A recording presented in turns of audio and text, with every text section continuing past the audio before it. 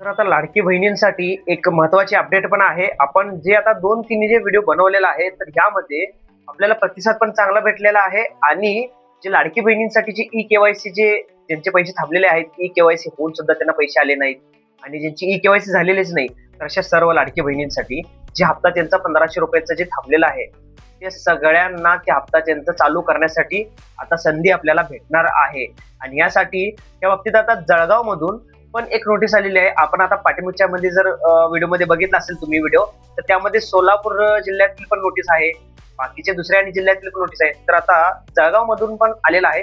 तर जळगाव मधनं जे माझे व्हिडिओ बघत आहेत त्यांनी सुद्धा कमेंट करा आणि कमेंट फक्त हेच करा तुम्ही की ई-के-वाय-सी संधी म्हणून.